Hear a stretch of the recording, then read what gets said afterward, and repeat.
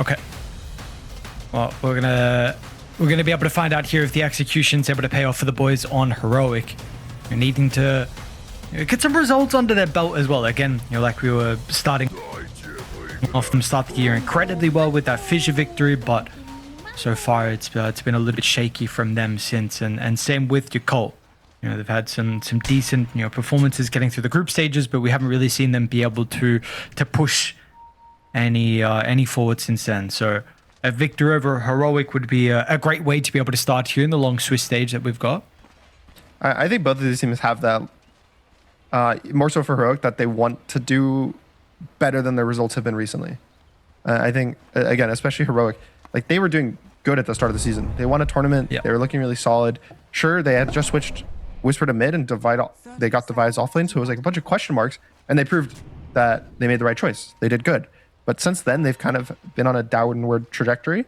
And so I think that they kind of want to get it back. And I also think this is a team that's a very momentum-based team.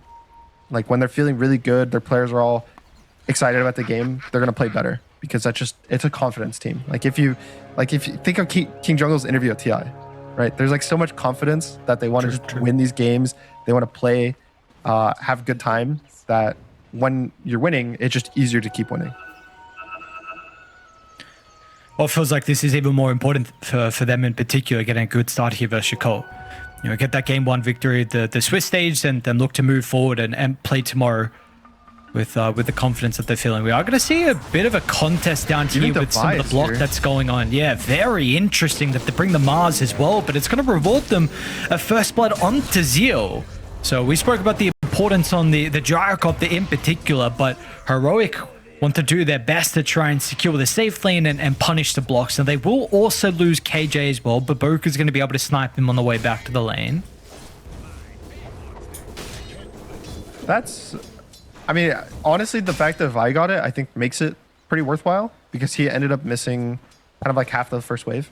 So kind of gets it back with the gold, and that was pretty cool. They smoked super, super late. I think usually you smoke so that it expires just around when the banner runes are spawning. But they were smoked, I think, like 7-8 seconds after banner runes, which let Yuma kind of get that like weird angle late, show up to the fight. And also their lanes, like so many things happened that ended up being bad, which was Tusk was blocking the wave. But because of that, they actually fully missed some XP because they were so late to the wave that they weren't able to get that XP under tower. So pretty interesting stuff already. But that was pretty cool by Heroic. I haven't really seen that one before.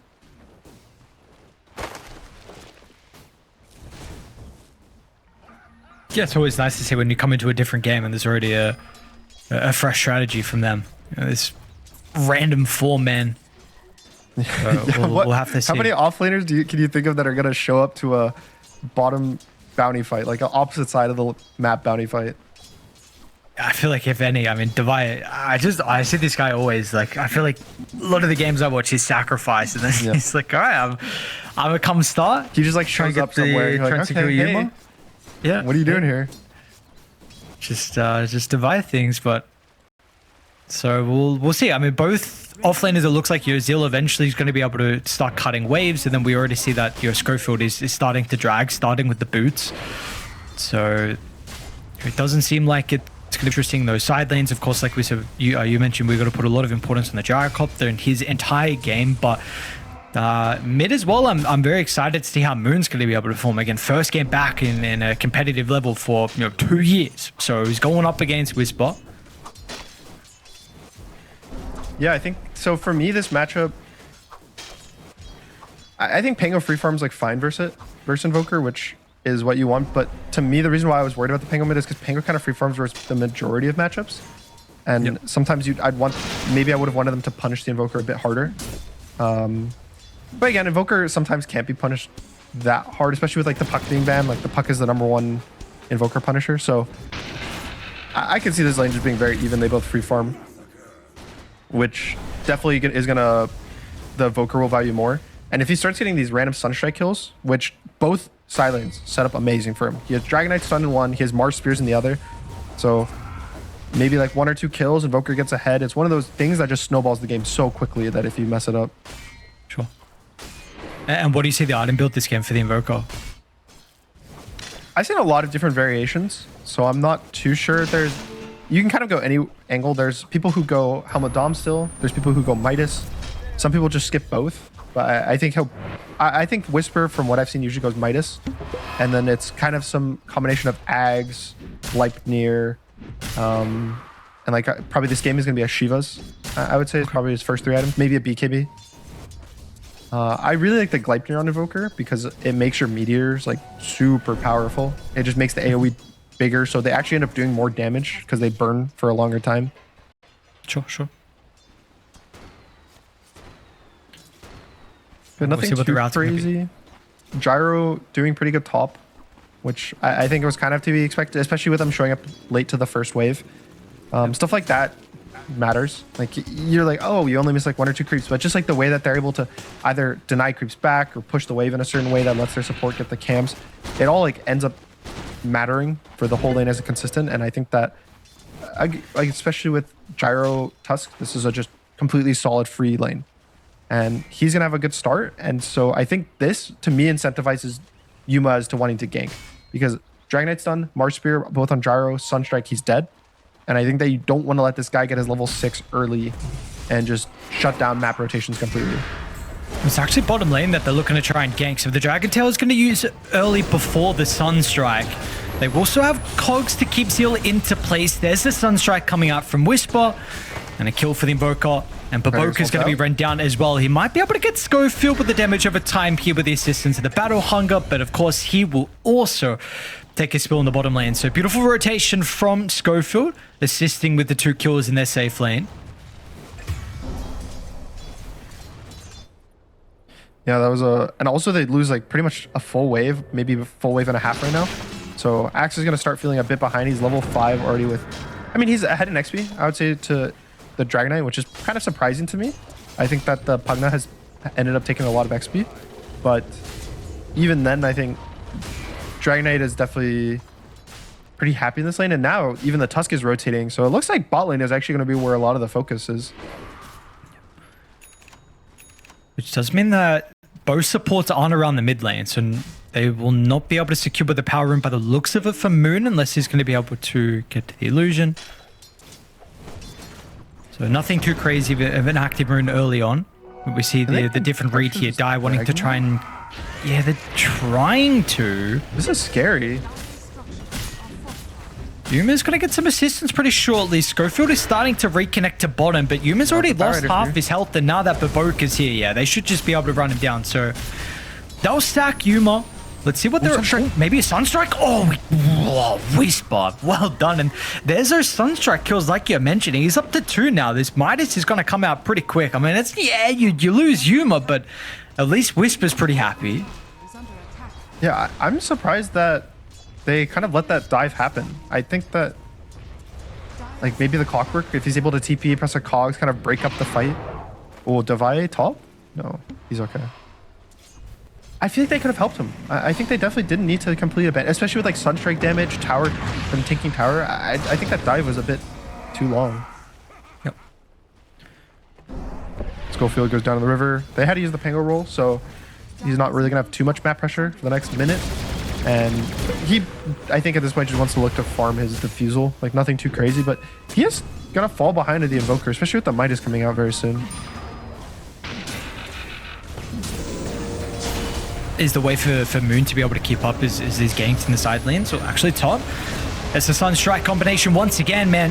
Whisper super happy with the start of the game. Of course, set up thanks to Devise Arena.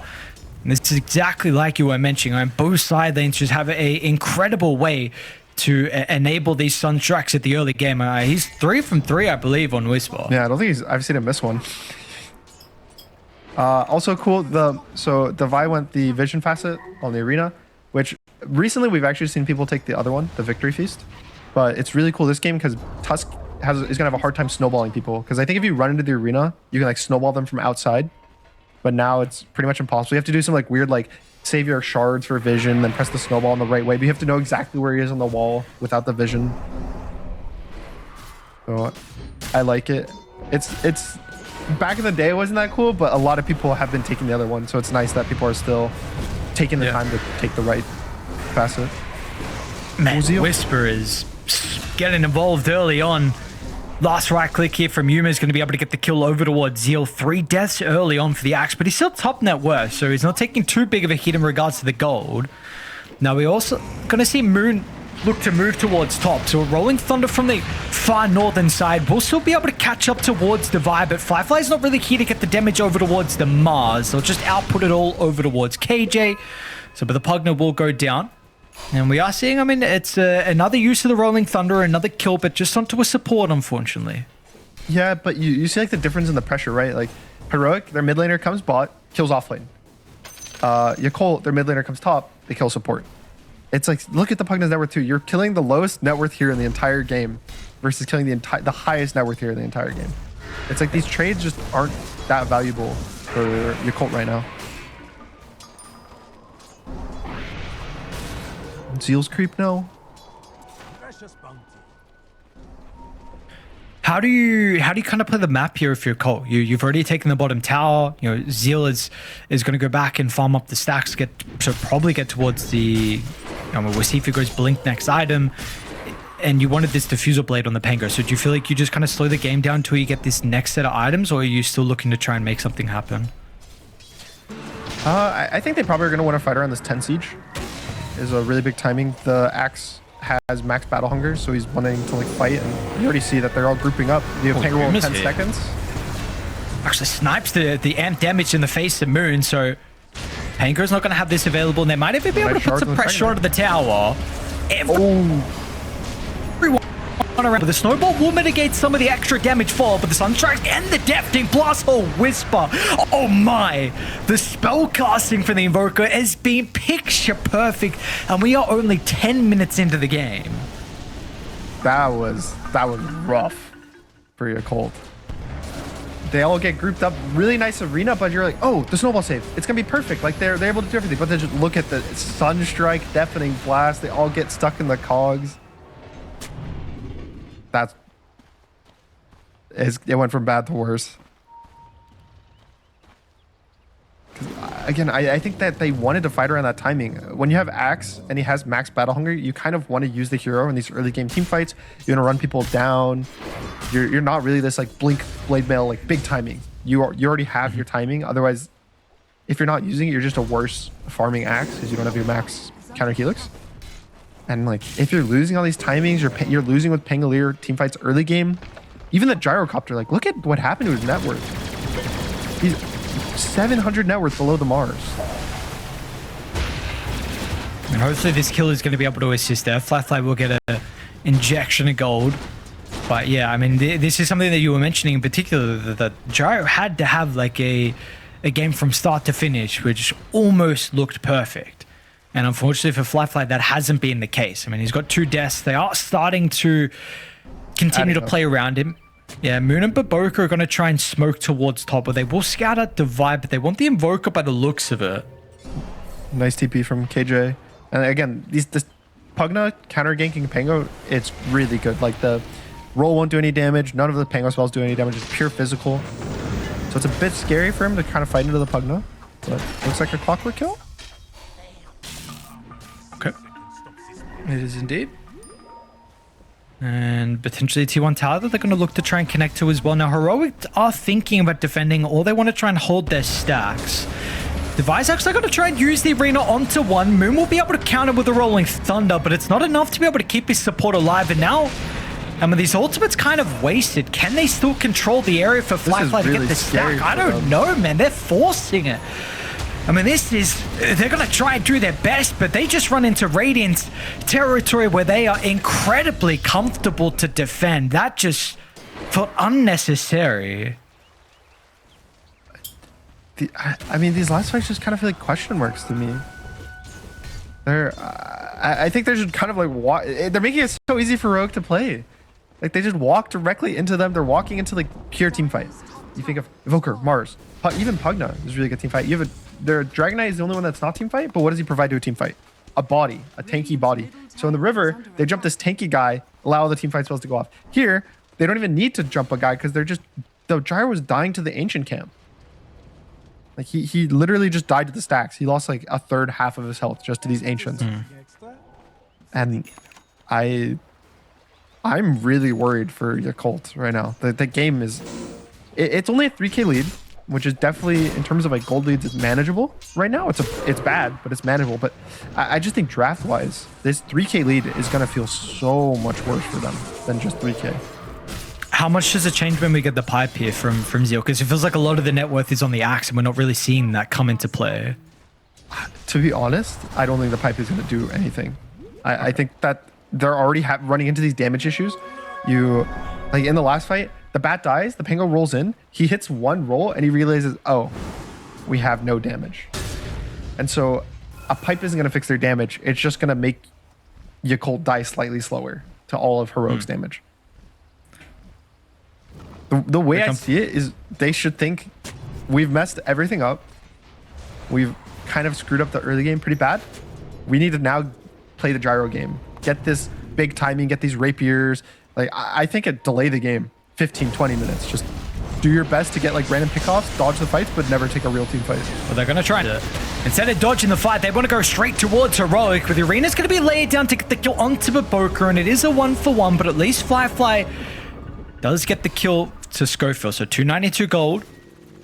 Getting that gyrocopter towards the next item in the BKB. I think these trades are good though. Like anytime they can trade 1-for-1, especially with the gyro getting a kill and getting out, that's like kind of all they need. And if Yuma gets caught top, this could be really big for their timings. And he doesn't have a blink. He has no way out.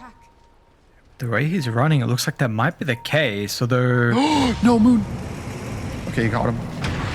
How do you did, but the rest of it, I mean, they're still going to be able to get there in time. Unless he gets bounced down to the low ground flame break, it's a little bit awkward. It has given enough time for the rest of the team to connect, and is Yuma actually going to be able to run this off? It's just KJ here at the moment. Whisper has some spells. Tornado's going to clip onto 3 in the back line with the Cataclysm. What? He already has it. He already has a Scepter.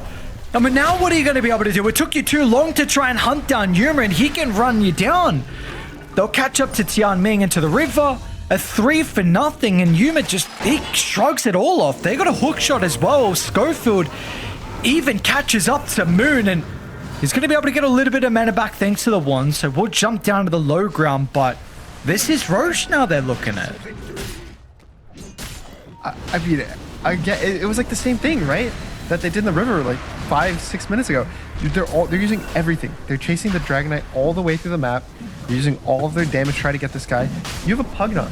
Like, are you really gonna? You think you can kill a Dragon Knight through a Pugna with like this random like slow chase through the river, and then just Whisper perfect timing on that Cataclysm. Just he couldn't even get the snowball off on the gyro. It was so good. Like he couldn't click him fast enough. And now Aegis for Yuma. I mean, I'm surprised it's only a 3K gold lead right now. Yeah. That is wild to me. I'm trying to work out where the gold's coming from. I mean, yeah. To me, the game feels like it's like a 10K lead. Like these fights aren't even close. And now Moon get kind of caught, but he's gonna make it out.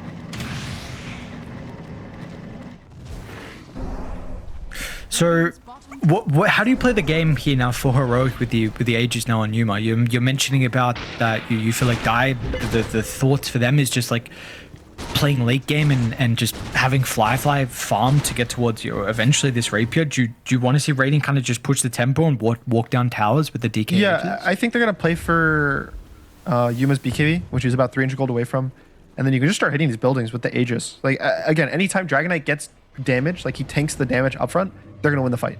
So just keep putting him in front of the enemy, forcing them to actually have to deal with him. I think they probably won't be able to do anything high ground. Like they're not going to end the game with this Aegis, but they can get themselves such a big lead that by the time they get the second Aegis, that's when they're going to go. Like the second Aegis this game is Heroic's win condition. And then I think for your Colt, it's kind of do your best to push out the lanes as fast as you can without getting caught, which it's hard. Like you're playing versus Dragon Knight stun, you're playing versus Mars, you're playing versus Clockwork. Speak about the Mars catch. There's nice combination from them. Like this is always the scary thing when you're like, we should dodge. It's that when you're playing versus teams, which again, ease of execution, like multiple ways to catch, pretty much any hero on Radiant can catch except for the Pugna. Even the Invoker, like he can Ghost Walk, he can Tornado, Cold Snap, like he has multiple ways to catch. And anyone solo pushing is at threat of dying. And it's so hard to play these games in a comeback way. And I think Yakult definitely needed to be in this like even advantage that they can hold areas of the map, not have Heroic walk into them. And I don't think they can hold an area of the map. And when your game state's so bad that you can't hold an area is like 5, and if they walk into you win the fight, it's pretty hard to play the map if you can't split push either. Yeah, because what can you do? I mean, maybe you're just sending the Helm the Dominator creep here from Zeal. Yeah, that's really waves. About it. It's just delaying. So Flyfly's getting his BKB. He doesn't even, like, he's so poor on the gyro. Like, you think of, every time I see him, it's always these like big timings of you get Chrysalis, you get your Ags. Even people go Rapier, 3rd item on him. But now he's forced to buy BKB because he's so far behind. His damage is low. And they're smoked up now, but this could be a disaster. It's going to pop and they get their spear once again. Nicely done though. Tianming's going to be able to pull him out. Still Schofield's in with the hook shot though, so they're going to hold both of them into place. And with Arena still on cooldown though for a couple more seconds. They're on to Dai's high ground. Is the damage going to be there though? That's the thing in question. It's just not. Flyfly is trying to do what he can, but the Gyro Cup through this stage of the game just doesn't have the net worth. He's going to be able to run out of the walls of the arena and look to TP out. He won't even make it though. KJ is going to be able to snipe him with the last little bit of damage to the Pugna. And we are just seeing they are too far behind. 8,000 net worth lead we're now at after the successful team fight, but importantly, the damage is not there. Again, I don't know. It just feels like the same tale. They walk in, the Pango gets caught. He doesn't even get his roll off. He gets tried to snowball save by the Tusk, but then great Cold Snap by the Invoker. It cancels his roll long enough that the Dragon Knight's able to get damage into kill him. And even like I just see it as if your Colt gets let's say they get perfect team fight. Every spell off, Pango gets his roll off, they get a good lasso, they get a good call. Like every single thing that Gyro is able to do is damage on the Dragon Knight. I don't even know if they kill him through this Pugna. Like, I don't think they have the tools right now in the game to do what they need to do. Mine is truly a blessed life. I actually think Flyfly should just go a Rapier. I don't think this Ags is going to change the state of the game. I really don't think any items they can get at this point will change the state of the game. I think they just need a Rapier. Like, they're too far behind versus Dragon Knight. I feel like it's such a difficult call to make though. I mean, like you said, we have been seeing these earlier Rapiers, but still this is something for such a long time, you know, it's in our DNA almost at this stage, you know, going Rapier at your 3rd item, you know, we're not used to it yet. You know, we need a couple more patches where this is a thing. Yeah, I mean, my favorite was, I think Parker was the one that did it somewhat recently in pubs that I noticed. This Provoker goes down bot. It was like 4 months ago, 5 months ago, and he was just doing the same build every game I would play with him. It was Chrysalis, Ags, Rapier. Every game he would just do it, and he would win. Like every game I saw him do it in, he would pretty much win because it's just such a strong timing. I just thought I don't really know what went wrong with Flyfly's game after the like in the laning stage. Oh no! When I snowball. The tornado timing! They might still be able to get Tianming though. Yuma. Everyone else is coming. Device are going to be able to find him with the trees. They get the spear last second. So Whisper doesn't get the solo kill, but everyone else does come through to assist. Yeah, I don't know what happened to Flyfly's game as well. I mean, of course, it's the fights that looked pretty devastating. That mid one in particular, right? Where they just ran into the arena and the Deafening Blast Sunstrike. And some of the other fights as well afterwards, like you mentioned, you're just running into a Radiant lineup with Arena, with Clockwork, and the Invoker being able to freely spellcast. So it was just, felt like some of the decisions in those fights really costing them in the end, and then you just lose complete map control, and no one else is able to keep up.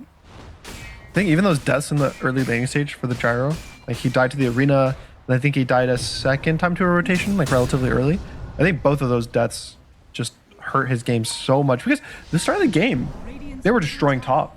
He was like 700 net worth on the Mars or something like that, and then just it all went downhill. And even Pango again, he's not having a great game either. And I don't think it's really to his fault. Like, he was, I think, 2-0-1 before the last couple fights. Like, he wasn't dying. He did okay in his lane. I just think that Radiant's bottom tower is under attack. I go back to for me, it's this like axe pick where I already thought that they were struggling with damage like the start of the draft, right? I see the Bat Rider, I see the Pango. In my head, it's damage is an issue. You need to fix your damage problem. And sure, they pick Gyro Tusk, but that doesn't fix everything. And I think they just doubled down on that problem with the axe pick. And I don't really think I've seen... To me, I haven't seen the reason why they picked it, if that makes sense. Right. Like, it hasn't shown, wow, this axe has done so much, or he destroyed the lane, or he just has a really good timing. Like, he's done really nothing special that a Pango offlane with a mid with higher damage could have done. They're going to miss on the spear, but he will be able to activate the BKB and try and run to the base. The Drinking Buddies kind of grieves him, though, and they still get the hook shot outside, and Fly is still dead.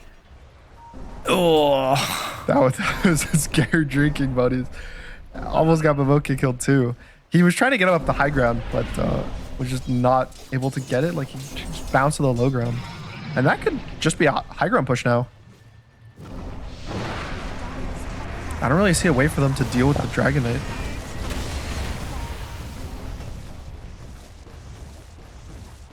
They're going to try and force the issue. They still got quarter duration left with the other Dragon form. They'll buff him up, Solar Crest, Alacrity.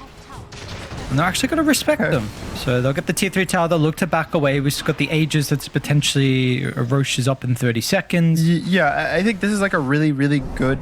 This is like a mature play. Where you talk about this a lot. The second the Roche timer like has the possibility of spawning, there's like 3 minutes. There's no really point in going high ground or forcing a really big team fight, because especially when you're so far ahead, let's say Heroic ended up losing that fight. Like, they dove too far, there was buybacks, whatever, and then Yakult also gets a free Aegis on top of it because they won the team fight. That's how you throw a game. But taking a normal team fight around the Roche pit makes it just easier for you to use your advantage, because instead of being a high ground where it's always the enemy's advantage with buybacks, with vision, you're just taking it in a neutral spot that, since you're ahead, you'll win that fight. See what rune will spawn. Haste rune. Okay, that's honestly, it's not that good, I would say, for Yakult. Like, I would have been hoping for like a double damage rune for the Gyro, or an arcane rune for the Pango, something like that, but the haste doesn't really... It's not really going to help them win the fight.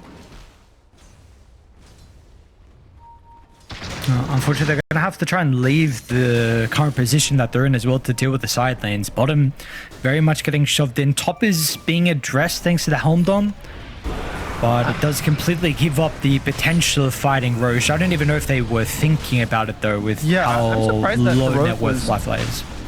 I think it's good, but I am surprised a bit that Heroic's being so respectful.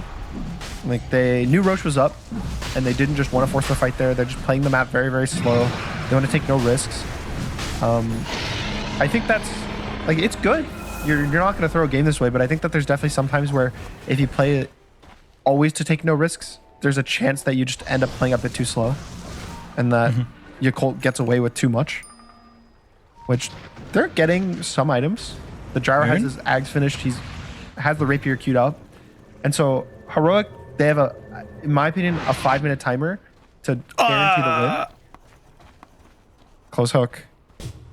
Because I do see a world, if Gyro gets this Rapier after the Aegis expires, that they're going to have the damage. But it's still a question mark, in my opinion. Yeah, the problem is we're going to be able to get to that stage even.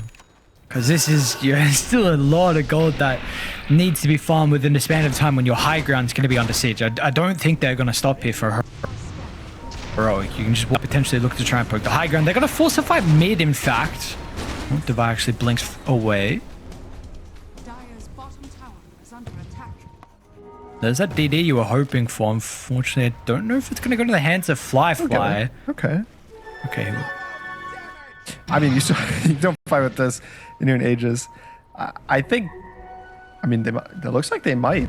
Yeah, they're smoking.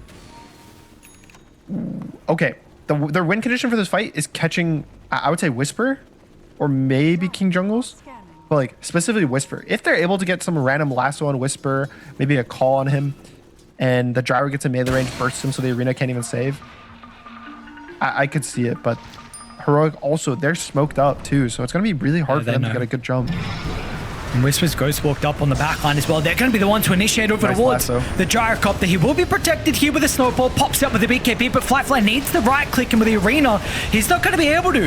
With a hook shot, they'll chase him down, and your amp damage buff will do absolutely nothing. It did not matter here for Yakult. I don't know. I feel like in that situation, like you can't really show on the wave. Like you have to know you're gonna get jumped if you show on this wave. I think both teams knew exactly where the other teams were, and Flyfly just kind of offers himself up as a sacrifice. He's like, yeah, you can jump me, but like, why? Like that, him getting jumped means he can't do damage. Like sure, maybe he can get saved, maybe they can kite the fight, but he's not doing damage in the initial fight. I don't know. It's just. It looks rough. I feel like they've just made a lot of mistakes over and over in this game for Yakult, and that it all is compounding. And I think, again, I go all the way back to the draft. I think that there are some mistakes in the draft. If you're gonna draft like this, maybe just don't give away Dragonite. Maybe also don't give away Pugna versus Pango if you're also gonna keep picking low damage and you're banning your own Shadow Demon. Like there are so many things that I think that make this game hard before it even started. Sure. And I have a feeling the Rapier dream is not going to come true anytime soon. Not by the looks of it. Looking good. Game keeps going like this. Mid lane, they might just walk down here for Heroic. Got a shield rune as well for Yuma. Got a dragon form back up. They're trying to play on the left side where they have this high ground ward. And maybe finally hoping that it's going to be Heroic that just blindly run into them. But Flyfly's going to pop out. He's in vision. I mean, Yuma just jumps instantly, and look at the health pool on Flyfly. Unfortunately, someone's going to have to die as a result of this, and it'll be Tiami. No? Okay. Moon's going to try to cut the mid wave, but there's a bot wave going to be there soon. Top wave's also going. There's backdoor still, another for... Okay, it goes away now. So he bought them a bit of time. He bought them an extra like 20 seconds of having the Rax alive, but Yuma's killing through backdoor. Like, he doesn't care. He has a Alacrity, he has a Solar Crest on him.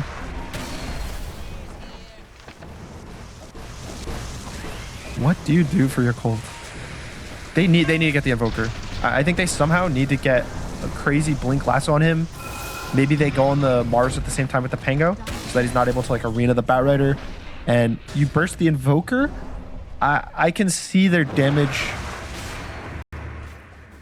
able to win the fight, but it's... I just think it's so hard for them to even kill the Invoker. Yeah. Oh, the Invoker might get him though. No. Just off the mark. Now they're going to know there's a ward nearby. Should be de-warded pretty shortly here. Dario continuing to come out of the base. The ages will expire. Heroic. But he got a full set of barracks on bottom, melee barracks in the mid lane, and pushed his lead up to 20,000.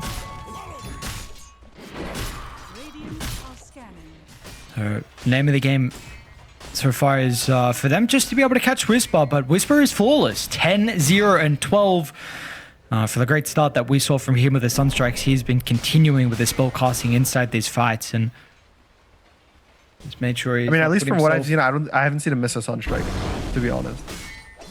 Like, it was crazy. Every Sunstrike I've seen him throw, he's hit. Even his Cataclysms have been hitting like perfect timing. Like, he's playing a extremely good Invoker. Which is not surprising. I think from an outside perspective, when you think of someone who just recently swapped to mid from offlane, you wouldn't really think of Invoker as being one of their good heroes. But if people weren't aware, I think Whisper's played Invoker forever. Like he's always liked the hero, even when he was an offlane player. He played it offlane from time to time. When he would play mid, he would play Invoker for fun. So this is a hero he's very comfortable with, and he's kind of showing it off in this game. Radiant's middle tower is under attack. Radiant's middle Such a crazy transition, so I'm seeing him play mid. It was so cool to watch. I mean, this is a role swap that we've... Has anyone else done this, actually?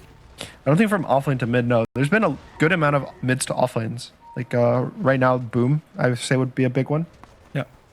But I think pretty much every mid player has always been a mid. The only people that haven't were kind of the ones that would swap between like carry and mid, which would be like Mickey and Nisha and stuff like that. But even then, most of the time they like started off as a mid, and then they go to carry and then they go back to mid, stuff like that. The offlane to mid is a bit of a different one. Offlane to mid is a new one. Yeah. Yeah, absolutely. So we'll see who's going to be next. You know, who's getting these grand ideas in the offlane. I think that's Seb's next unretirement to the mid lane.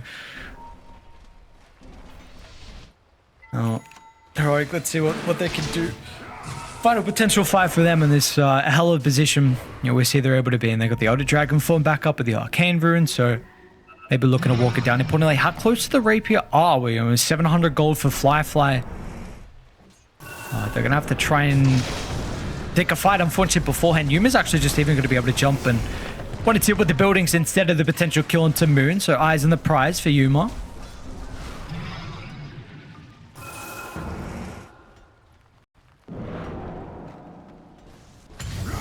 He's going to sell the Falcon. He's got enough gold for the Rapier, but it's still going to take a little bit of time to come out. Meanwhile, down to the south, Arena Cataclysm gets a kill onto Baboku. We'll look to buy it back with the Rapier still coming out of the corridor. They're trying to continue with the fight before they get it. Fly moving on forward, but I mean, you're not dealing with KJ, which means that Yuma is completely okay. You haven't killed the medic, so Yuma can just stand in the front. Whisper can freely spellcast. Rapier won't even be put in the inventory before the G's are caught. Heroic just destroy them in game one. Preferably not lose his tower, and if he has a good game, if he's able to actually pressure the Enigma, take his tower, like if he has a good game, that makes the game super easy, because I think just he has to have a neutral game state just to set up for his team. Okay. How do you prevent him from not having a neutral game state? Like, and how do you even play around this Enigma? Are you bringing supports to mid lane? The hard thing, right? Like one of Heroic's benefits is when they play these like Enigma mids, no one's used to it. Like you're kind of struggling trying to figure out what you're supposed to do. And most of the time I think the wolf might have seen the smoke. But yeah, most of the time I see Whisper just kind of like take the tower at 5-6 minutes. And so I think Heroic probably wants to do the same thing. You bring the tiny mid on the 5-minute siege, you bring the Pugna mid, you bring 3 heroes. I don't think you're bringing 4. I don't think Divide does the like 5-minute rotation. Like hopefully he just sits in his lane. Yeah, I think you take this Dragon Knight. If you take his tower at 5, yeah, his game's going to be really slow and bad. Okay. Well, we'll see Heroic. If they're even going to have the ability to bring some of the supports to the mid lane, Troll's going to have a pretty good early game with Viper as well. We can see this hero, if he's left on an island, there can be some concerns as well. Schofield is going to be able to toss away Fly, pick up the bounty rune. Will be a 2 for 2. Even split with a lot of damage here from the Tiny.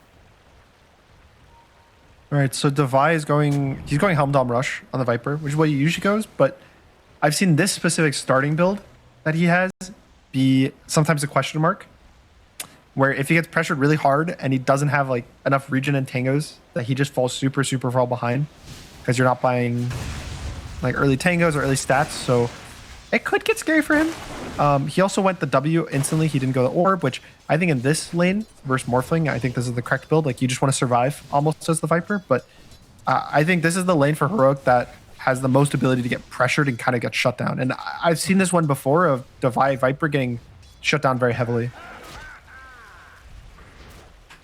We've even seen this first spot. Apologies. Oh my. Actually, KJ just running Baboka down, so yeah, I don't know how this started. Grenade. He was pulling the wave on Baboka, and I actually think KJ just followed him and walked him down. He's got 15 movement speed advantage, but still, even then, that's pretty crazy that Baboka just died like that.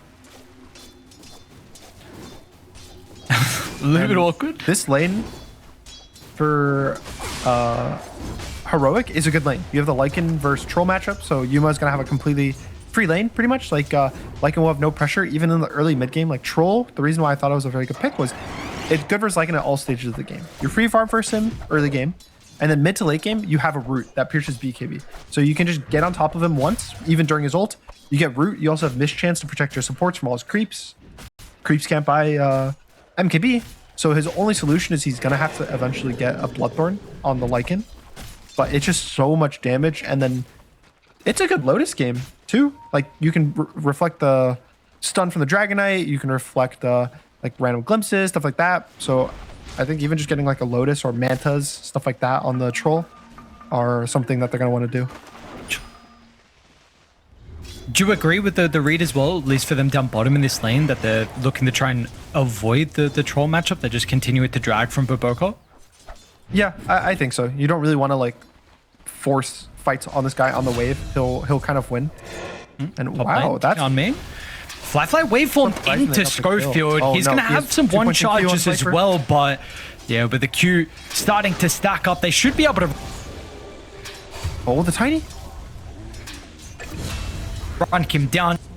The spell from Survive. I mean, this is something you're questioning, right? If he's going to be able to have that good start, there can be some concerns with the all-out stats here from the Viper. Well, you know, he's already off to a flying start with a double kill. And he did the thing. He went 2 points in Q. He did it. I'm so high because if he had points in his W and his passive, you don't get either of those kills. Like you're just playing the 50-50 of the lane, and you're eventually going to slowly lose that to the Morphling. Like he's just going to out CS you as a Viper. But going the orb, actually getting the kill in the disruptor, and then Fly staying, kind of waving for me in, like that I think if just the disruptor dies and they go back to a neutral lane state, the Viper's kind of low on mana, I think it's fine. Morph will keep free farming, but now just giving away a double kill, that's so much XP. Viper can even end up going like 3 points in Q. Like that's like not what you wanted to happen at all. I think again, this was the lane that Heroic was potentially supposed to lose. Well, it's a bit of a concern then, seeing the fact that the lane that you're worried about, you're potentially being favored here for the boys on Dire, not being the case now with those early kills, and Devi's going to have a very early Helm Dom. Yep, and then after Helm Dom, you kind of just, the lane's over, right? Like you can just do anything you want with the creep. You can pull waves, you can pressure the tower. Dom kind of just gives your hero the ability to just free farm, no matter the laning state, no matter anything. What's going on here? He's fine. I will say I'm glad for Yakult that Moon is doing good mid. I was a bit worried about this Dragonite Enigma matchup. I thought that there's worlds where he doesn't have the damage to outlast it the Eidolons, but so far he's been doing pretty good. And he's ahead in CS. He's slightly behind in denies, but I think this is fine. Like Enigma, usually you want to like stomp the lanes just as the mid hero. So I think him going even is fine. And again, that's all we needed from him, right? We're just like, Dragonite, just go even in your lane. You don't have to do anything crazy. Get your blink, set up for kills with your Lycan, with your Morphling. Like that's all he's doing, and his game's looking like he's in a good position for that. Yep. We do see some interesting stuff happen around the map, though. It looks like they've completely sacked bottom, so Baboko is going to continue to play with Moon. Zeal back into the jungle, and they are bringing Schofield down early on. Maybe he's going to block some of the camps with the sentry and set up for a just dive. Dive the Lycan. I don't know if, like, sure, Disruptor can't really TP to like save ganks. Like he doesn't really have anti-defensive tools, right? Disruptor's a pure aggression support, and the Marcy like maybe, but I don't think that there's anything Zeal could do. His tower might just die here, to be honest. This is a nice creep aggro by the wolf, but Schofield gets a toss back on this troll. Yeah, we'll be able to do so. Yuma now locks on to Zeal. Nothing is going to be able to do to be able to get out of this. Pops the Lotus, but he's still going to die afterwards. Oh. But Baboko will be able to do his best to disrupt. The KJ should be able to right-click Zeal down. Might still die to the tower as well. So he gets a kill, and like you said, importantly, he dragged the wave away, but the catapult does still stay alive, so it's still going to be a lot tower. Top lane now, Divide. He's also getting ran down as well. Nice Iron Branch. He's able to get out of the kinetic field. He's got the healing Lotus with the TPM from Schofield, but Moon's going to swing on over. Haste Rune up here with the Dragonite, so we'll be able to link up to the boys here in his own safe lane, and they're going to be able to get a Cory as well, which was the Helm Dom. Okay, and now the tower's under pressure too. they might actually get this tower before they lose their bottom tower, which is kind of not what I was expecting. And the other big thing, Dragon Knight's here. There's XP. There's a Wisdom Shrine is spawning. And Whisper's So tipping I top. think they're going to fight. Enigma's here, though. He's got the black hole. Yeah, but the backstab, Whisper.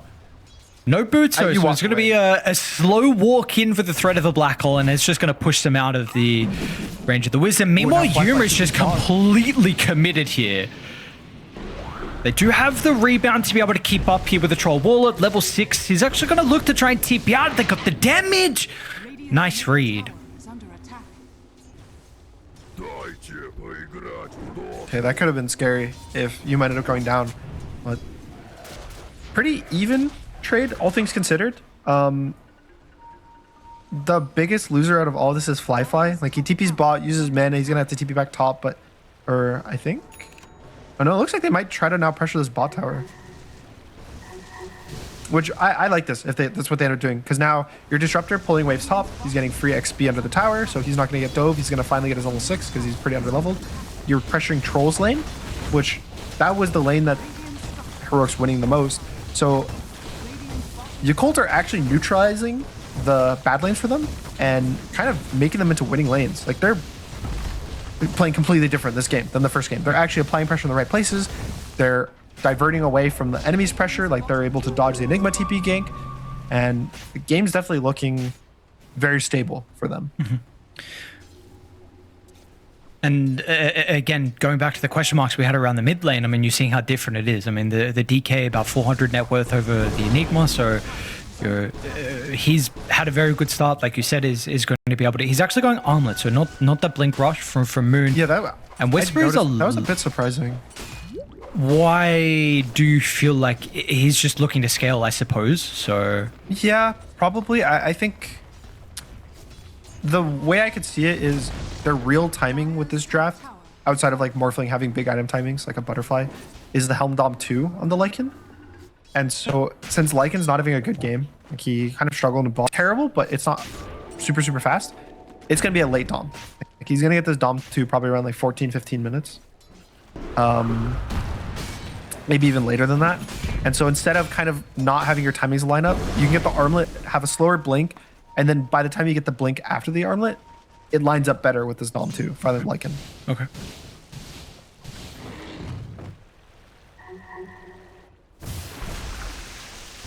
I really like how Yakult set up this map. Like, Disruptor, it has a free lane for himself, getting all this XP. You have Lycan and the Morph. They're actually able to like farm camps together.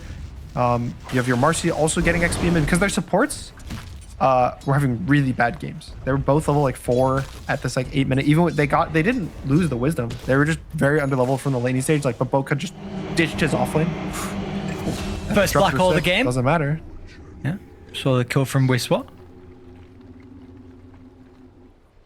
Well, that's one way to get rid of a support. Yeah. Let's put it on cooldown. Happy with that. Maybe with the 10 seconds they had with the 4v5, this tower's going to be under pressure as well with the threat of the Nether Blast. I think it's So probably finally they're just going to be that. able to open it up.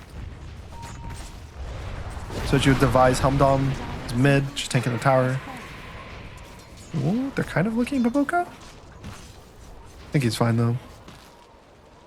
Can they get a glimpse back though? KJ will be in range. Static Storm as well is going to be used from Tion Mig. So tower goes down. They stick around a little bit too long though. And look at the Helm of the Dominator creep as well. Plus 100 for Baboka. Oh, Yuma bot. Yeah, it does run into Zeal. Zeal force to activate the shapeshift instantly. That was very good like restraint from Yuma there. I think some trolls would have went to hit him like one time, maybe two extra times, try to get a root and just like burst him. But I think he takes it as a win, right? Like, he forced the Lycan to press his ult. You don't make the risky play by trying to all in him near a tier 1 tower. So you don't want to just take this like question mark plays. And again, I think a lot of the mentality this game for Yuma goes to he's the 1v5 carry of this draft. Like, sure, Enigma's going to get black hole. Sure, Devi's going to tank. But he's the one that's going to have to get 5-6 items, carry the game for his team. And so I think it's just better for him to avoid unnecessary risks and just keep maximizing like his consistent gold gain rather than, you know, going for a Lycan kill. Look, you say that like him feeling like he needs to carry this game, but Whisper's gone Midas. Now I don't know if he goes this when he goes to mid Enigma as well, but I mean this is a game where they have zero way to do with BKB piercing your late game black. Yeah. So he's potentially feeling like he might be able to carry this game as well for Heroic. I know. I mean, he could definitely carry this game, and like you said, it's a good game. I think. Oh, And he's done. no way! Okay. That was a super sick kinetic field. I can't believe he lived there. And now they're smoking to the Lycan bomb. Doesn't have shapeshift for 15 seconds. So if they read this though on Zeal, They hit him with this. Oh, he's hiding in the trees. Oh, it's smoke gonna bomb. He pop. knows. Does see Yuma, but yeah, it's I don't know. He's gonna try and No TP root? out. Yuma does he get a root? He Not the does root. last second. So it wasn't able to Going get the back to kill what you previously. said about Whisper, I do think he can carry, but I also think surprisingly Lycan ends up being really nice versus Enigma like mid to late game because you have Scout with the Wolves, and when you send the creeps on him, he kind of dies to creeps. He doesn't really buy any armor items, and so even if he like pops BKB, he's still dying to all the Lycan summons. So there's play potential, but yeah, if he gets some like 2-3 man black hole, there's nothing they can do. He's just gonna sit there in the black hole, kill everyone. Radiant are scanning. They're actually looking to be a little bit proactive even after the death onto Zeal. They've got a nice observable that's scouting out multiple heroes down bottom. Now, how to get the initiation? It's going to start on the glimpse. They'll drag back Yuma towards Baboka. Static Storm's going to be laid down as well, but importantly, KJ's on the other side of the fence. So KJ's going to be able to keep Yuma topped up. And now it's a bit awkward. Like, do you want to disengage? Because you've got to kind of do it quick enough because Heroic are responding. Device, he's even moving down bottom. Top lane Fly also just gets a solo kill onto Whisper. Black Hole was used as well. Well, I didn't catch that. I think He must I have don't know strength what more. He must have strength more or before. maybe he dodged it. Or that too? Like with waveform. Yeah, because how does he get the kill after with no damage? I don't know. Impressive. Solo kill Black Hole on cooldown. That is super good for your goal. Whatever Fly just did is potentially game winning. Like, look at his lead already over the troll. He is almost 1,300 net worth lead. He's up to 8k gold. And this is versus a Battle Fury troll. Like, this guy farms fast. But Fly's having a really good game, 2-1-2. I think his landing stage went great. He took the tower. He TP'd bot, almost killed the troll. And that Enigma kill is going to accelerate his game so much. And when I think of Morphling, I think of a scary butterfly Aegis timing. And now that timing just got a couple minutes faster. Yeah, absolutely. Bottom lane, they're getting another kill as well. So the support's getting a little bit of experience, a little bit of gold. And Baboka towards a BKB that he's actually wanting this game to play with. So, yeah, we're definitely seeing a bit of a different look here from Yakult. And much more even compared to the previous game.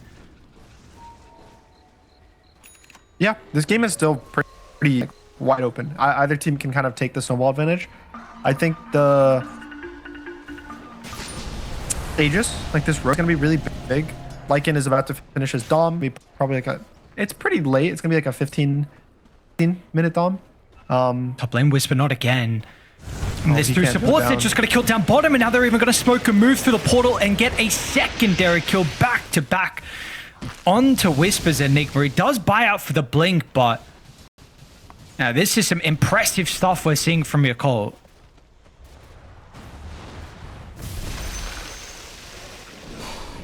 Those back-to-back deaths for Whisper are super bad. Like, especially with, like you said, he went Midas. And just dying like that, like you're not really accelerating with the Midas. It's kind of just keeping you even, but then you're not having a good team fight. And Yakult's getting back-to-back kills, like getting kills bot, getting kills top over and over and not again.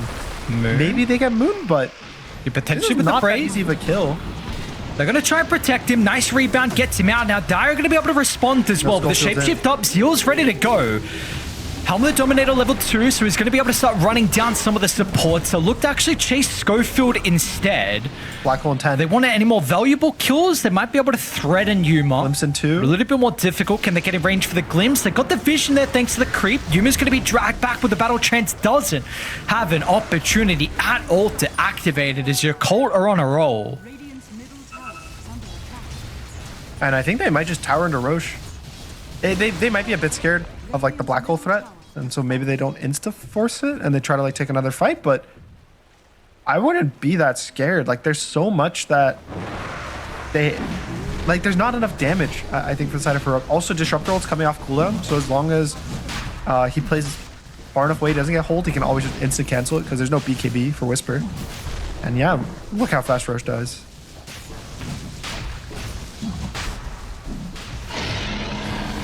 There's a lot of lines drawn down bottom though. Yeah, that was KJ and Yuma are talking about something.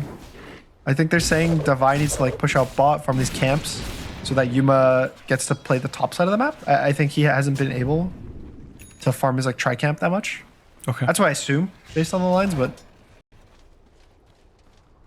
it could be any meaning. It's always hard to determine.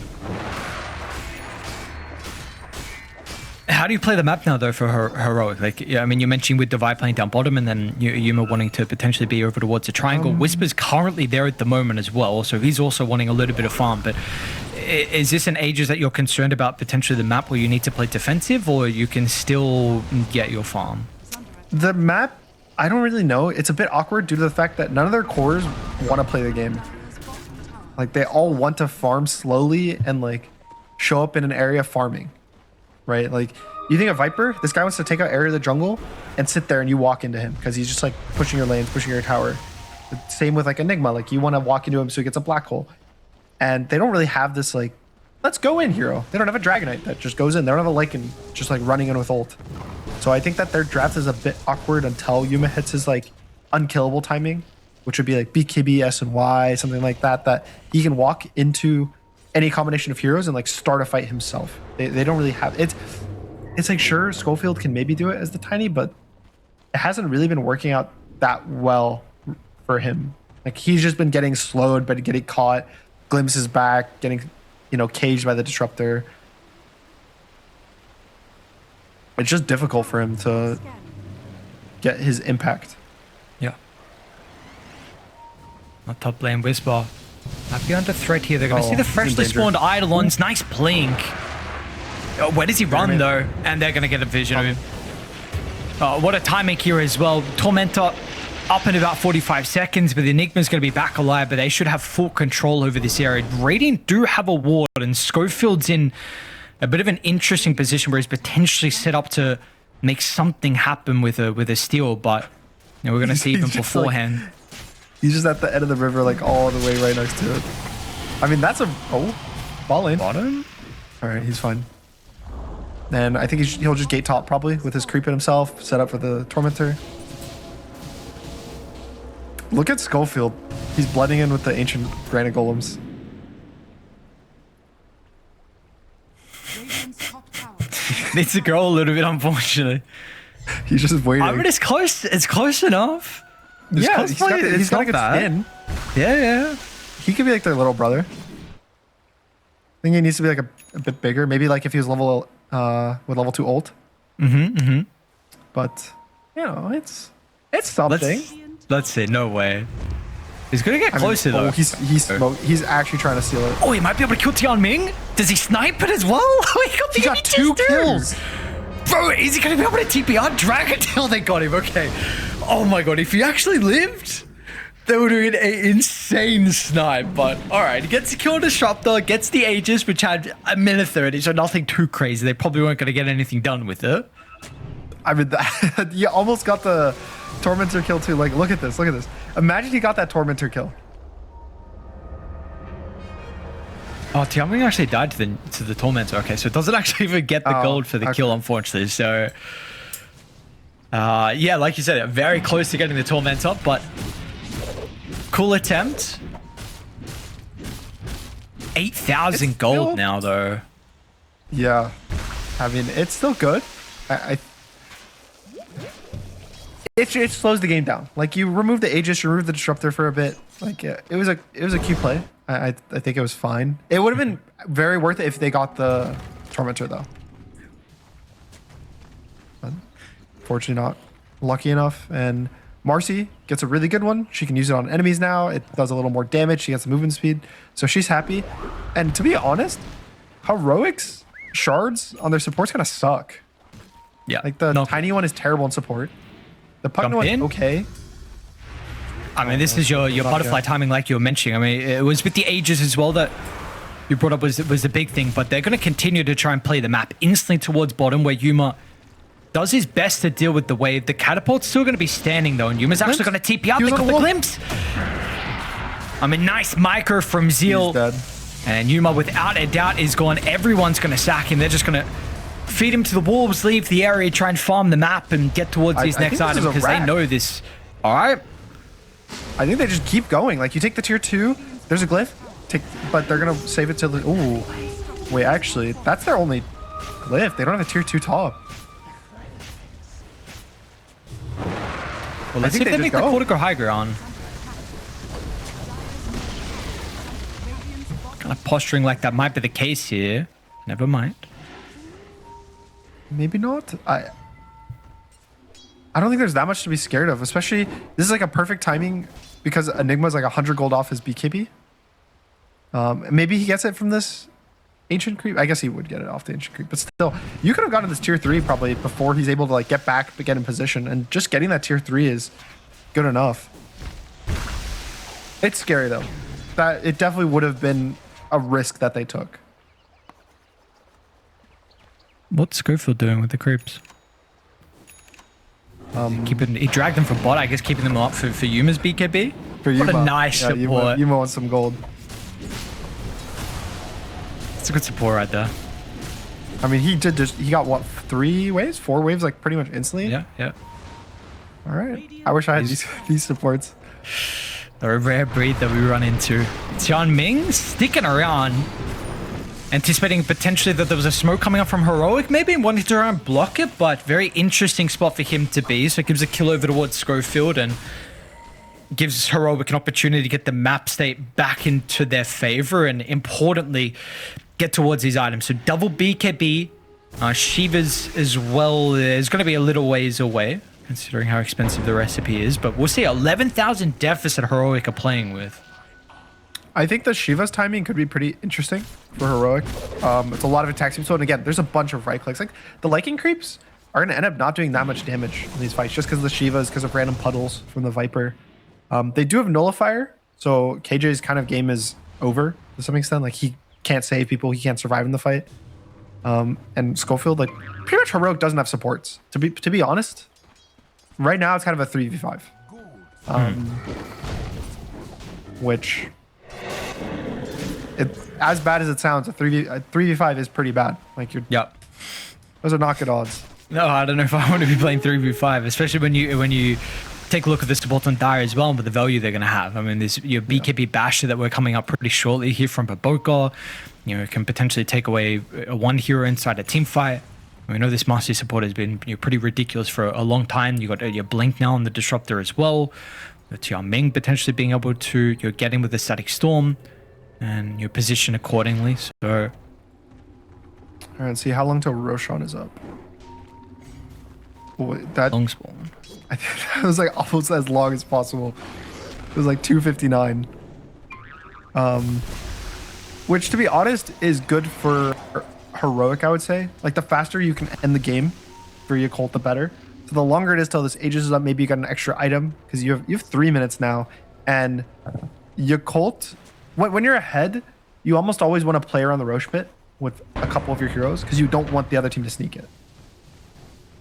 So they're going to probably end up pushing this wave bot and then checking top area and just playing around there.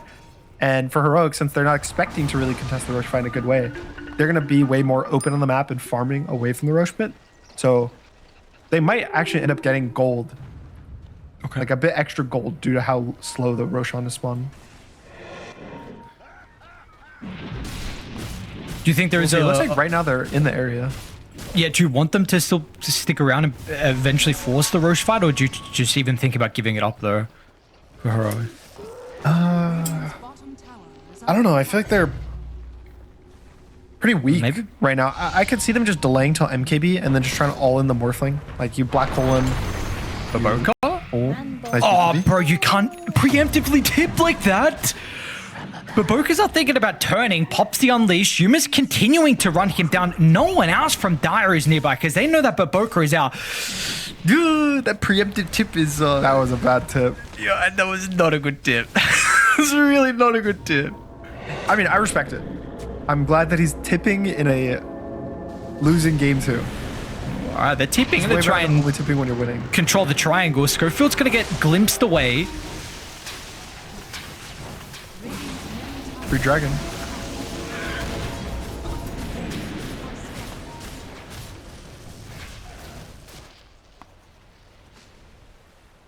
I'll recontrol this area. So important spot for it to be with Roshan. Will confirm be guaranteed up top, so they'll at least have the possibility to be able to buy back and read. They also see Moon at the moment underneath this high ground ward that's going to expire in a second. They've got some good vision across the map. I mean, Baboka once again is running back under the ward that they jumped him on previously.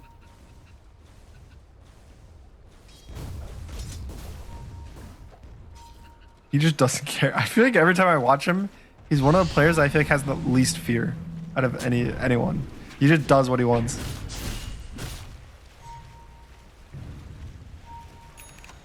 I mean, this map state's kind of interesting for Yakult. They're posturing around bot tier 3, like they want to just force people back instead of fighting Rosh Pit.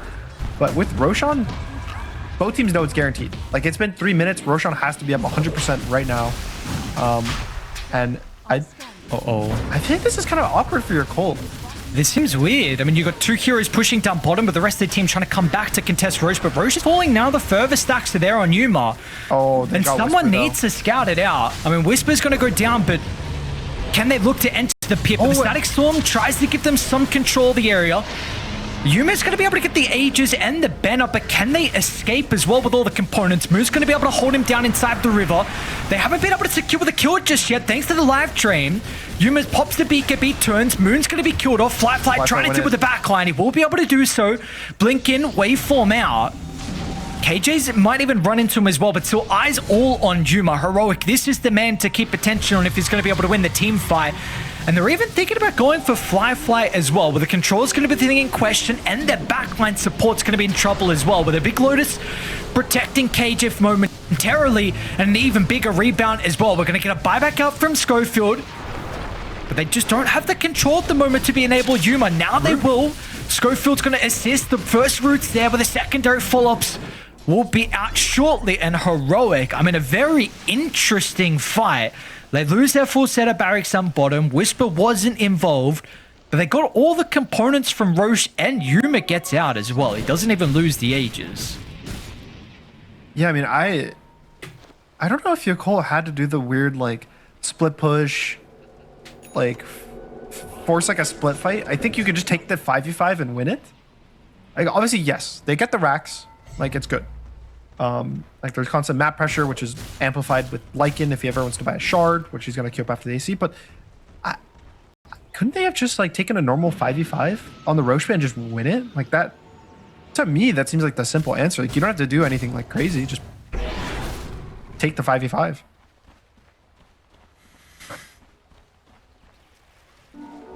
And honestly, I think that's a big throw. It's not a huge net worth lead yet. Like they haven't really lost gold from it for Yakult, but Yuma has items now. He's got his Manta. He's about to finish his MKP. He has an Aegis too, and it's a control game. Like he can lock down any core. There's not really save that will help you from a BKB troll ulting on you. Okay. And then, I mean, we haven't really been able to see Whisper play this game, to be honest. I mean, he's been solo killed a couple of times, 1 and 4. We have not seen this black hole be a problem, and it will get to a stage where you're not going to be able to hold him down for the entirety of this game. So you're mentioning like Yuma's going to be a problem as well. So how do you... I mean, the 15,000 lead from Dire, but if we want to lock onto one person in particular with Yuma, how do you try and like minimize his effect this game? Is it items for Dire? Or is it purely like play style? think it's purely playstyle. Oh my. Okay. Ow. I think, well, Fly has the solution. He has a Scythe of Ice queued up. Okay. Which I think is super cool. He already has the Blink Dagger purchased. He'll probably sell maybe his boots for the Scythe of Ice, but he's gonna end up just like blinking on the troll and hexing him and just kill him. Or even like the Enigma. Like he's just gonna go and kill heroes kind of by himself, which is really cool playstyle. Usually you don't really see morphs go the like blink hex. That's like a very common build. Like usually people here might go like BKB or like a Pike or Scotty, something like that. So I really like it, but at the same time, Heroic knew that Morphling's bot, and now they're smoking top. Yeah, the smoke's going to pop, and Moon's going to be able to get the blink away, full force up to the high ground as well, so they will not be caught out farming under the lane. Looks like they want this Tormentor though, but again, Zeal's micro's been pretty good this game. They aren't going to be in an area to be able to contest though, even 4v5. So I mean, this was the problem you were bringing up earlier though. Unfortunately, like Radiant their supports, the shards aren't particularly the best. Yeah, the Pugno one's fine, like, but I don't know. I really don't see much times where people like get full good drains off on the ward Fly. without people just like breaking it or walking away.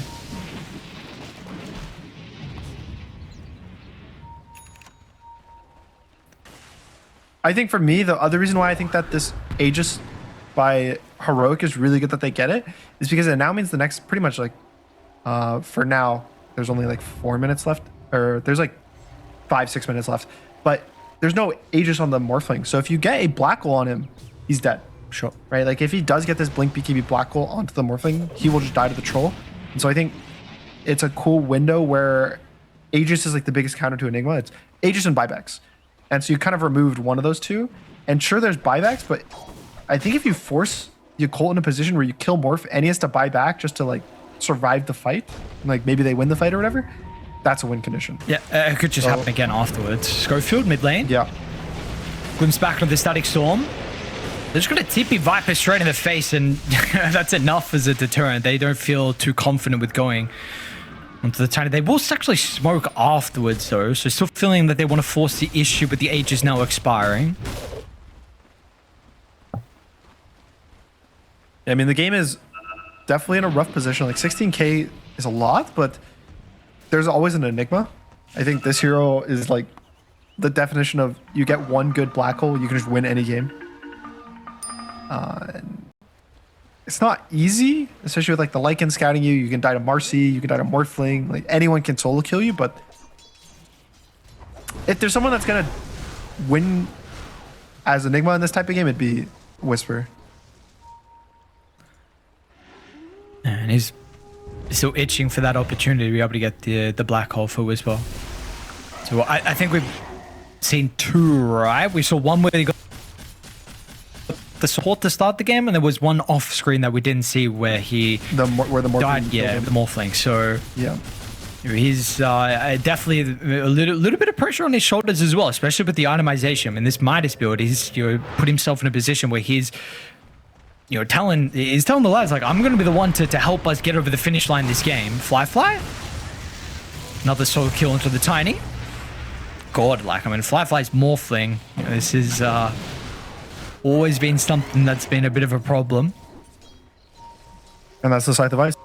He has the Vlad's backpack, which is definitely sad. Like having no lifesteal on Morphling feels a bit rough, but not having boots also is not that fun. And Chumming's also... So he has his own Ooh, okay. big And team with fight Blades. spell. Absolutely.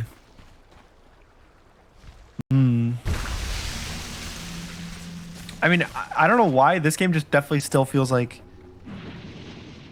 I think your Colt is very solid position. Like they get this Aegis. I think the game's not over, but probably they win if they get the Aegis. But I feel like before then, it's like there's a chance that they just can throw the game super easily if they get caught out by the black hole. It's like very, very scary in these games. The later it goes, when there's BKB piercing disables, like an RP, a black hole, a chronosphere, like these random things, you mess up once and everything you've worked for this entire game can just be thrown away. Yeah. Yeah, it's just so much pressure. It feels like eventually there's going to be some fight where you mess up, and this is not the pressure you want on your shoulders. Yeah. But the margin Whereas, of error. Heroic, I mean, obviously they're behind, but if they're ahead, there's nothing really like that. Like, there's a Dragonite stun, but that's to be expected. Like, someone's gonna get stunned every fight. Like, it's not crazy, but you know, not every fight there's gonna be a 5-man black hole. But the game state is completely slowed down. So they tried to make something happen as soon as the ages expired, but Dire are still posturing like towards a river, slowly starting to teeter into Heroic's territory, but still not a whole lot is going on at the moment. So the net worth continuing to grow here from Dire. And the most recent items, Whisper completed the Shadow Blade, which is something you mentioned earlier about, you know, the Enigma having some problem versus the Lion. So this will help him to be able to find that angle to get the black hole.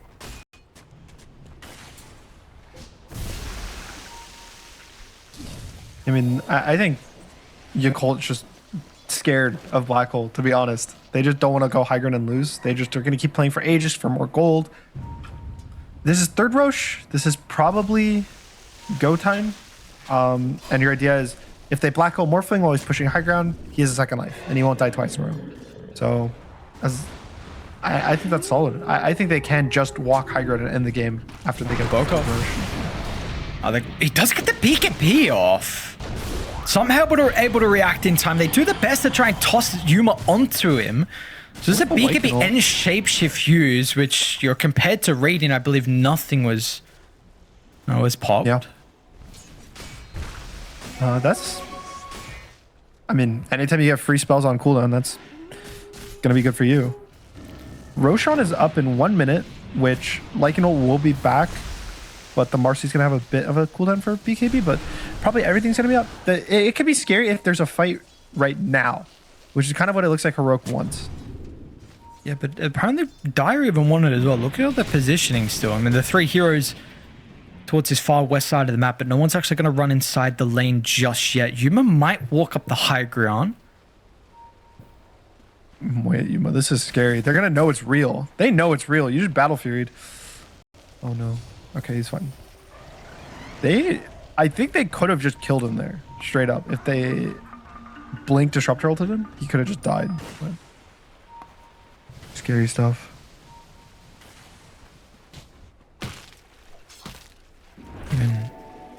So I don't know, this game feels so weird. 19,000 lead, but it still feels like it's on a knife's edge. But Boki's rarely left this bottom lane. There's continuing to be a bit of a pain point for Heroic with the full set of barracks advantage they have. It's always shoved into the base, and I mean now you're gonna have creeps that are knocking on your tier 4s, but you've got Roche, which is a bigger problem as well. And Roche is up there. I mean, Devi's in there. Roche will war, and now Dire will know. Going to bring everyone over. Zeal's actually even going to activate the shapeshift early on, feeling like they've committed. Devi gets the jump. Remember, the Static Swamp just used them to 1. Meanwhile, Zeal's also looking to try and deal with the Tiny as well. They've blown up Devi, who does have a buyback. Now, they did commit a little bit, though. That's BKB, Shapeshift, and Static Storm. Can you fight afterwards now for Heroic? Do you even want to? Your lanes are not in a good position.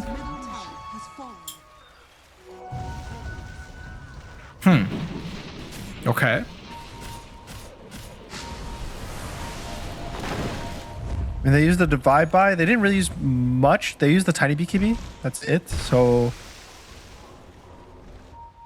maybe with no shapeshift, they're able to go. There's no disruptor for 25 seconds. This is probably Heroic's best time to get like a good. Well, they say the disruptor. They do. They're going to be able to get the toss back and an easy pick off. He does have buyback if he wants to use it instantly with the Static Storm up in 15 seconds. There we go. A buyback into the outpost, but no one else is here. So Boka's on the other side of the map. Zeal's on the other side of the map. Oh, 5 seconds on disruptor ult. They're going to get the Aegis. Yep, that they are indeed. Yuma, can they get the steal? No, the BKB out too. Yuma's going to be able to find the BKB, and they've got the black hole as well. Whisper's going to hold the DK into place. Now Fly. Waveform and what? Waveform doesn't even get it off. Gets the Manta up to the high ground. He's going to be able to escape. So Fly is okay. Yuma, did they get all the components? Looks like they did. KJ's got the refresher shard in the backpack as well. But, I mean, what's the call? This has been multiple times this game where the Roche fights, they've not brought everyone. Baboka was trying to back top with the Unleash. Zeal was even there as well. I mean, yeah, it's like he didn't have the shapeshift, I think, right? I think it was cooldown from the initial Roche fight for like a bit. But it's still, I feel like, to me, it's the same mistake they made. Like, yes, again, they got the bot racks. Like, they got something out of that play earlier, but a second time in a row, you're on the opposite side of the map as Roche, and Heroic gets Aegis. And it matters so much, not even just for the fact that Yuma has an Aegis, but just Morphling not having Aegis, not having this anti-black hole tool matters so much for so long now. It's like 9 minutes, I think, of the game that he's just not going to have the Aegis, the opportunity to get the Aegis. That hurts. And now Absolutely. Yuma pretty much 6 slotted. Like, he has every item in the game he could possibly want. You've importantly got a refresher shot as well on Enigma. Out of this, Yeah, just, like, that do was you big. really feel like they could not have taken a 5v5 fight around the pit, even with their advantage? No, Because they think obviously that- feel like they can't. I think that was fightable for sure for Yakult. I also want to shout out that Roche fight Yuma. He clicks his BKB as Roche dies before I think they had vision of anything. And Disruptor blinked in and Static Storm like 2 seconds after. Or not even 2 seconds, it was like half a second after. And then Static Storm's down again. He trades it for Yeah. the tiny BKB. Which Heroic will be happy before. But yeah, I think if Yuma doesn't get that BKB off, he just dies. He might not even get the Aegis because the Dragon Knight would stun him. Fighting the Static Storm. But good stuff by Heroic. Absolutely. I mean, I still crazy that this game's 22,000 net worth lead for Dire. Yeah. Probability Heroic's able to play. 80%. But yeah, they are absolutely able to play, and honestly, feels like you're potentially the ones. Can we even say in the driver's seat? I don't know. I think it's, how do I put this? They should be losing. They should be playing on the back foot, but I feel like they're just playing way more confident than Yakult have been recently. Like the last like 10, 15 minutes, I feel like Yakult's been really scared to mess up. And I feel like Heroic doesn't care if they mess up. I think that's always been one of the good things about this team, that they play like they're not going to mess up. Which like sounds weird to say, but in games like this, you notice it that they're playing so aggressive, and it makes gold leads when you're behind not feel like you're behind. And it makes, in the first game, remember how we were saying like, oh, it's only like a 2k lead. But Yeah, Heroic yeah. was playing like it was a 10k lead, right? And it was working. So I think that's like a really cool strength, that you're just playing super, super confident. And the secondary skill of it is doing it on LAN, because sometimes in these online tournaments, it's a lot easier because there's less pressure. You're not on stage, you're not at a tournament. And online tournaments like this is way easier to have the confidence. But I think if Heroic plays like this, I wouldn't be surprised they just do it on stage again. It's confusing Dire as well. Like they're not sure on how they need to be positioning according to this. They don't know if they want to play defensively, play on the other side of the map. Zeal's going to be run into with a blink on Yuma, gets on top of the Lycan with a battle chance activated. Zeal, whoop. The Austin snare is there, but the glimpse sensible way, they got a black hole, okay. I'm going to guess he's got a second round if required. Whisper activates refresher instantly. Feeling like there's going to be a further fight, which will be had. A Static Storm to protect the TPR. Meanwhile, Fly assassinates Schofield. They've Still also got the blink BKB hole. outpost. There's a ward though. There's a cliff ward. In the lane to buy it. Gonna run into Baboka. It's fine. Yuma's walking. This could be really scary for the Colt, actually. They're fighting. Sure, they're under their own ward, but okay. I'm glad they made the choice to get out. That, I think if they try to like kill the troll, burst his Aegis, they would just die to Whisper. All right, Aegis out in 15 seconds. So the funny thing about that play is actually it was not great for Heroic. Like they trade the Tiny for the Lycan, but Whisper uses the Refresher Shard, which is a one-time use. Like that was it. He has to now make the choice between buying Octarine and Refresher. Now, I think it was a bit hasty for him to like click it instantly to try to get this Disruptor kill. Yeah. Like, I felt like it was not necessary.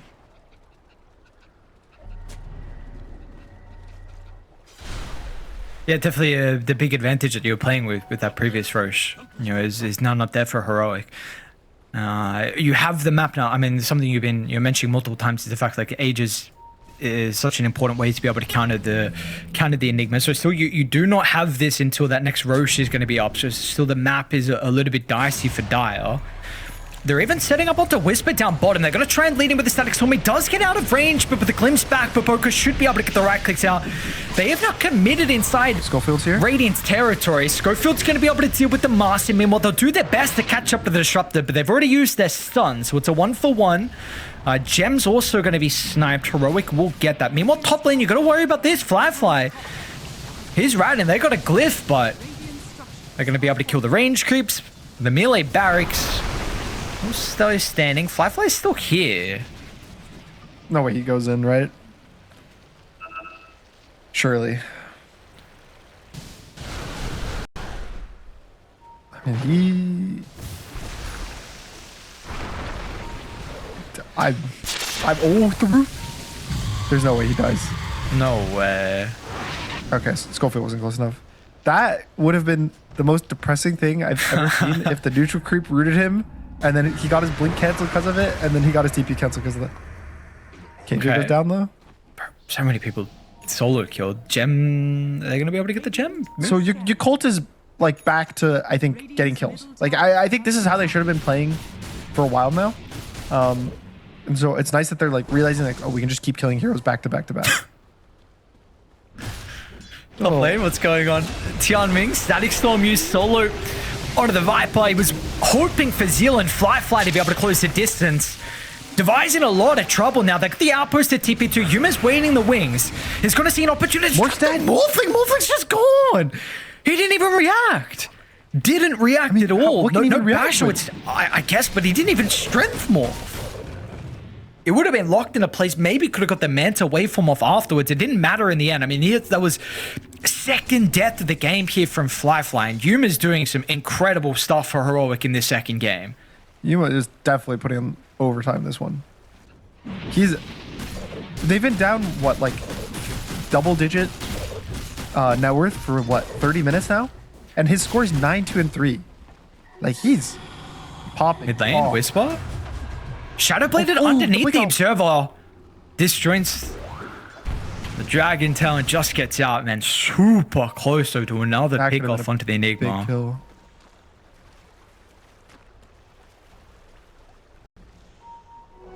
Right now the wards are incredibly important. Devi also got scattered out, leaving the lane. So they might even be able to catch up to him. Absolutely. BKB still on cooldown. We'll see if he's going to be able to lay it down. The Nether Toxin, but the constant stuns, perfect use of the chain control between Moon and Baboka. He was just stunned like 6 seconds straight. That looked very, very fun and interactive for Devi. Like, but what do you get out of this? Oh, Aegis is up in 30 seconds, or Roshan's up. That's what you get. You're going to probably force the Divide buyback if they want to fight the Roshan. He does have boots travel too, so he'll be back quickly, but... Yuma? Oh, now Baboka. All right, so one advantage flips on its head. Now, he doesn't have a buyback here on Baboka. Yeah, and with Roshan spawning in 10 seconds. It could be a really big deal, because Baboka has been putting in a lot of work in terms of just like catching damage. Absolutely. I mean, he could potentially be the Wolfpack carrier. There's no troll for 40 seconds. But I think as long as he gets the BKB off, he can probably just refresh an ult if he really, really needs it. Ooh, Zeal could get caught here if he's not careful. Such an interesting smoke play. Well, first time we've seen really Radiant this wrap. deep. Gonna be able to get the angle. Tianming's not a bad jump as well. Might have revealed his position? No. All right, they know Roche is up. This is so scary. 30 seconds before the Marcy's up. Disruptor smoke pops. Oh, it's just an illusion, and he's gonna die. And no buyback. Dire are feeling the pressure. There's some of the mistakes that are being made. We've seen they have been getting solo killers, but with the map, I think they could just hit the Roche. They are already trying to set up to Rat. I mean, Moon mid lane. Zeal's also looking for top as well. No Glyph either for Heroic. He might just get black gold if he's not careful. Viper's here to save the day. But they left the pit That now. leaves Can they Yuma defend? pretty alone. But Boka's going to look for a solo kill as well. Yuma's completely alone. Firefly's going to be in, but he gets the Hex, but the Battle Trance will be activated beforehand at least, but he's continuing to get bashed. Pops a refresher. Another round of the Battle Trance. Another bash from Roshan. It's 2v1. In fact, you wouldn't expect it. Yuma's going to be able to turn around. Whispers here. Black Hole lay it down. No way. Yuma, no way. This guy is playing insane. Now he's going to be able to TP gonna back come and in. also assist with the vibe. Moon tries to rat, doesn't get the barracks. Yuma's putting the team on his back. This is an insane performance. Okay, what did they trade though? What did they lose? They lost both their tier 4s, they lost their tier 3 mid, they lost their full racks top. So it wasn't for free. But gets everything. Gets the Morph kill, gets the Marcy kill, the Dragonite kill mid. He gets everything from Roshan. Didn't even have to use the refresher shard, so that is going to go to the Enigma again. And I mean, Troll can just carry the game. Like he all the way back. Think of the draft. I said they need a guy to carry the game 1v5. The Yuma Troll Warlord. He's been doing it, and I think he can keep doing it.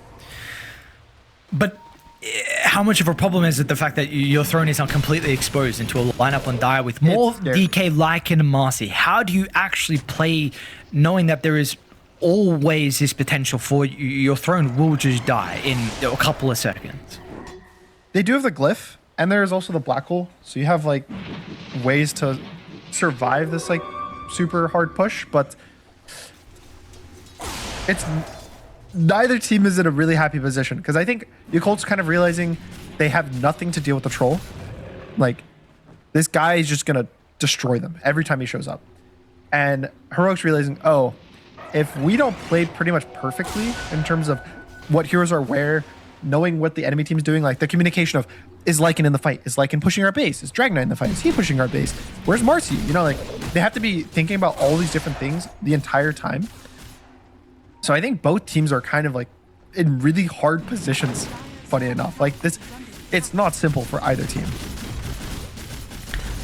You take a look at the map, I mean, they are starting to just span out ever so slowly on Dire.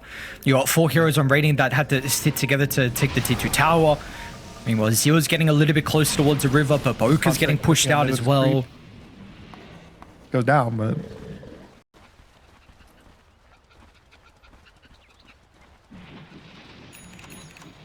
Finally, I it think just feels like this.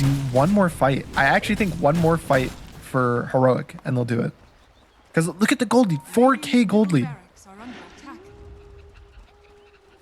attack. Other thing, I want to Yeah. shout this out really quick. I don't think Boka's gonna get caught out. Devi goes back for a Crimson Guard. Like he just full buys a 55-minute Crimson Guard. Oh, wow. Oh, Very cool. Yeah, no one's getting caught out. I think that's super, super cool because, like we just said, their throne's exposed, right? Like you're worried about Lycan creeps hitting it. You're worried about Marcy hitting it, Morphling.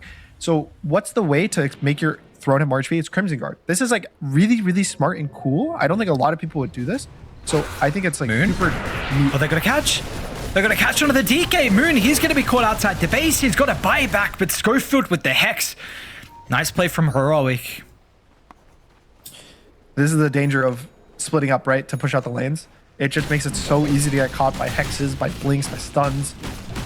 And I mean, they fall further and further behind it. Maybe even if they have to use this buyback, that's going to be rough. See if they're going to be put in a position where they need to. So far, Heroic, they bring their forces back through the portal. Whisper, KJ, and Schofield trying to play towards his bottom side of the map. They do not have Divide, but always he can boot to travel in. Same with Yuma, who's got Manta, Battle Fury, and BKB in the backpack. Level 30. I mean, I'm surprised he has Refresher in his inventory over the BKB, I think.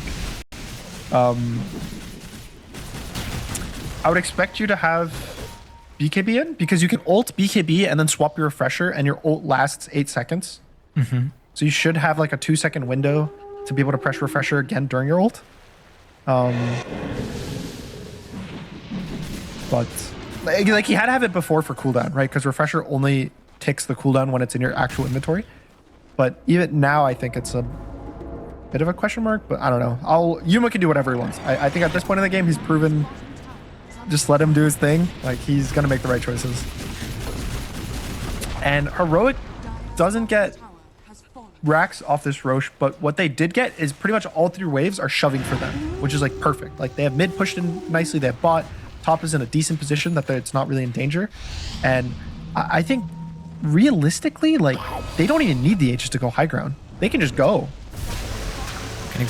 The block of cheese actually over to Divide and put the bandit down, put the nether toxin down, and start to let him siege. The Viper Boker, unleashed, activated, looking for the jump. All or nothing. They want to try and deal with the Viper, but Yuma's going to be able to protect him. Yuma's just in. With a Master Kill who's got a buyback. Tianming as well lays down the static sword before the BKB, but the two wards in a lot of danger. Whisper's going to try and do his best, but the response is there for the Black Hole. Think of the damage. Refresher activated. 3-man Black Hole from Whisper. With the buybacks, that is how you counter this hero now. Whisper, he's blowed his full tank. It's just up to the Morphlin. Apparently that was enough. 2 Black Holes is all they needed. Fly and deal against the world. All right, and Yuma, I don't know if he messed up his Boots of Travel or something, but his TP's cooldown. Oh, he's gonna sell his refresher. He buys a rapier. Sell refresher? What about your Battle Fury? Yeah, I don't know. But he's gonna be able to TP to his team in like 1 second, just right now with the Boots of Travel. And there's no buybacks. It's just a 5v2. I mean, Blackfly's trying to get to the other side of the map to potentially base race, but it's going to take too long. They're already locked onto their buildings. Glyph is used early. He's got to do something. This fly. He's got to go back. I mean, it's just going to die too quickly with the further. This game's done. It's just done, dude. Yuma and Heroic. What an interesting game. 58 minutes. That was such a long period.